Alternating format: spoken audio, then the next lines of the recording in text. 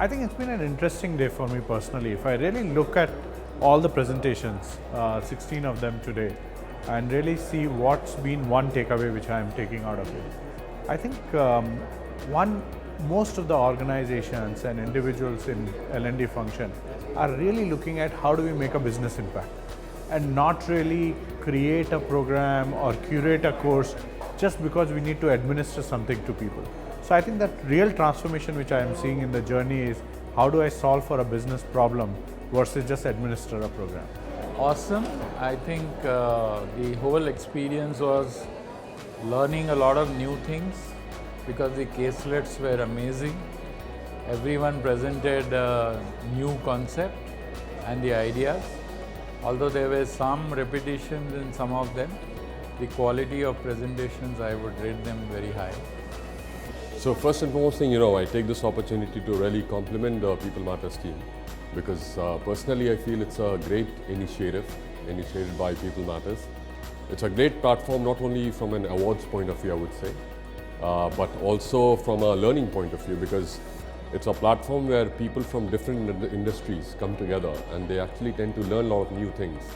And to be honest, I am also taking back a lot of new things which I saw in the presentation, from the companies which I was not even aware of. So that's something really fabulous to learn from. And something which I really liked in today's presentation was that irrespective of the size of the organization, everybody is talking about how they are working together with the business to drive L&D initiatives in order to help support the business. So gone are the days that you just talk about, learning and training for a development of people, but it's also a question of learning and training, development of people and application of those learnings in order to improve the business performance. So this was something, a big takeaway. And of course, I would say that's the need of the hour today. Gone are the days that, people consider learning as a kind of a break from work, but it's more about how learning and training can actually help support individuals in terms of enhancing their performance, in turn leading to performance of the company. So that's something really fabulous. It was great to see. I think days like this are days of reflection because when you watch 16 presentation in a day and hear different things different industries and different organizations are doing, you do realize what's the theme that's running in minds of the corporate India, as well as you get to see some best practices and take back some opportunities where these could be cross-pollinated across different industries and our own organizations. So it's not really about 2020, but let's look at the fact of where we are. We just talked about the fact that it's digital era. Bite-sized learning on the go, ubiquitous learning. When you can go and do a course, and really helping people to embrace learning is the real opportunity for us. So it's no more about going for a classroom, spending a week in a place. There is a merit to it. I'm not saying that it's not, but it's a lot about how can you quickly transition individuals from a specific area of competence and build skills to be able to get into something completely new because the world is changing very fast. So I think the speed, the nature of learning is completely changing. One is that everyone is speaking about killing the classroom and moving towards blended learning.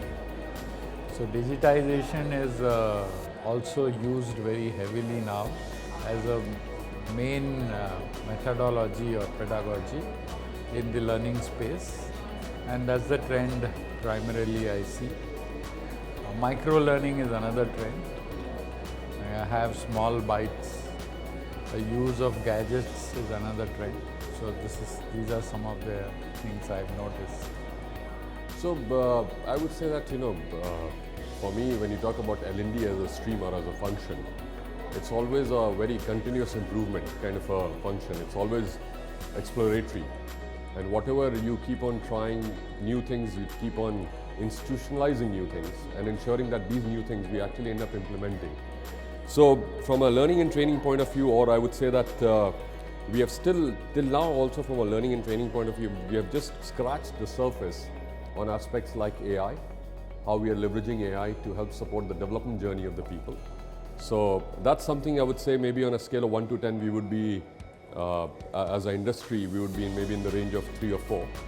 But going 2020, because the expectation is very high, the economy we see a little bit of impact on the economy. Now comes a time, the companies which are really truly believe in terms of investing behind learning and training, are the companies will make a difference, I personally feel, in 2020. And how we are able to leverage the technology interface or the platforms to enhance the learning will be the deciding factor for me in 2020. And having said that, most of the companies, even if I talk about companies like Nestle, we are also experimenting bits and pieces in terms of learning and training. How we can leverage technology as a platform. Gone are the days that a particular module being implemented and you make people sit for 3 days. It's how do you make learning and training kind of a intervention which is learning on the go, rather than a kind of a module size to a bite size or a bit size, I would say, is going to be the deciding factor. And personally feel there's plenty and more scope that as a company or as an industry that we can leverage on account of technology, which we have not done so far. I think L&D has very gracefully embraced technologies in different spheres, whether it is technical trainings or it is behavioral trainings. That's one. Two is L&D has acknowledged that participants do not have endeavor to sit in a seat and everything doesn't happen in the classroom. Given that our attention spans have become so short, I think L&D has realized the importance of micro learning, bite-sized learning, and are actually implementing it. It's not easy. So if you really look at people of my generation, you can call them Gen X or whatever you want to call, we have been tuned to a particular way of learning. And a lot of leaders, mid to senior management, are people who have learned through classroom conversations, through mentoring assignments and extended ways of learning.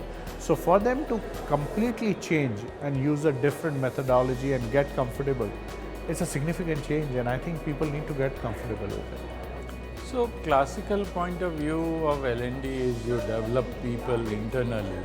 So if you say talent as a subject, you do fishing and you do farming, right? So in the farming context, if you see that you assume that the talent will stay with you for a long time. And therefore the challenge today is with the millennials. They want more experiences in a shorter duration, and therefore that becomes a challenge. I would say that if I can talk about from an FMCG point of view, the biggest challenge for most of the companies would be that how do they keep on performing beyond their own expectation year on year, especially that when the pressure is on, and a country like India, which is kind of a growing hub for most of the global companies, the expectations are very high, and how well we are able to meet those expectations is going to be the key challenge, especially when you talk about the environment has become so VUCA, it's so volatile that whatever was relevant maybe yesterday is no more relevant day after or maybe tomorrow.